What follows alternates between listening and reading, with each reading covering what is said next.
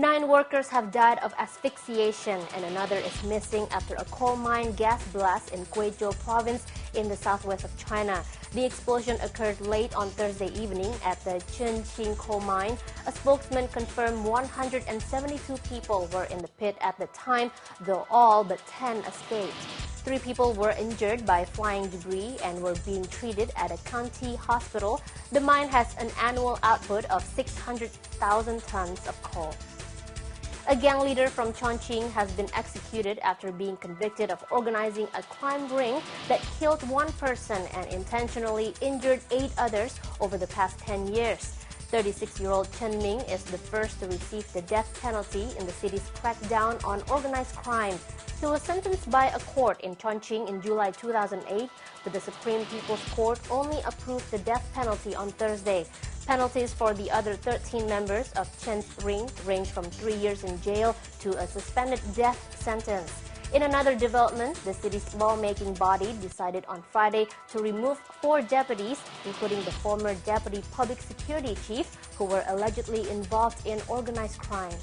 China's top leaders have pledged to continue focusing on economic recovery next year and to maintain an adaptive policy stance.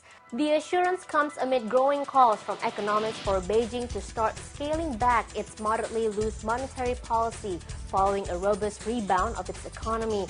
The Politburo meeting, chaired by President Hu Jintao, confirmed China will maintain continuity and stability in its macroeconomic policies. China's economy grew 8.9% year-on-year in the third quarter this year, accelerating from 7.9% in the second quarter and 6.1% in the first quarter. Chinese shares fell on Friday over unease about Dubai World's debt problems, ending the week down 6.4%. The benchmark Shanghai Composite Index shed 2.4% on the day, while the Shenzhen Composite Index dropped almost 3%.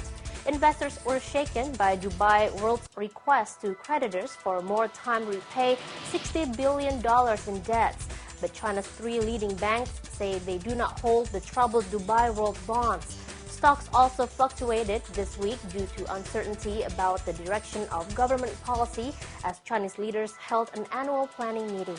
China's Lenovo, the world's number 4 PC seller, says it will pay $200 million to reacquire the cell phone business it sold off 18 months ago.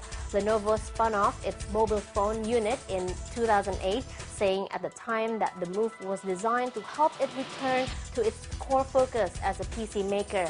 But in a statement to the Hong Kong Stock Exchange on Friday, the group said that since that sale, Lenovo Mobile has noticeably improved its financial position and market presence and positioned itself for growth. China needs to adjust its one-child family planning policy to fight a worsening gender imbalance and an aging population. That's according to several Chinese experts who made remarks this week. The China Daily quoted Yuan Qin, a professor with the Population and Development Institute of Nankai University, as saying that an adjustment to the policy during China's 12th five-year plan, which begins in 2011, would be beneficial to both families and society as a whole. Hu Ankang, one of China's leading policy advisors, said any new policy should advocate 2 children for each couple. And Jai Chen-Wu, director of Population and Sociological Studies at Renmin University, said the central government has already begun drafting a new population policy.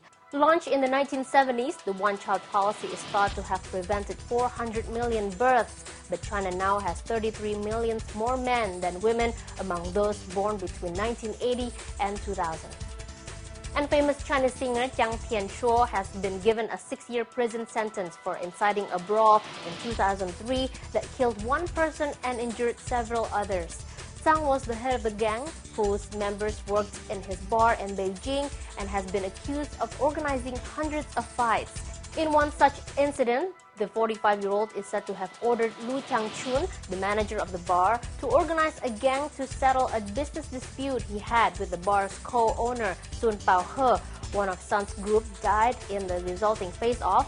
The bar manager, who had been on the run for 5 years until his arrest last year, was sentenced to 9 years in prison.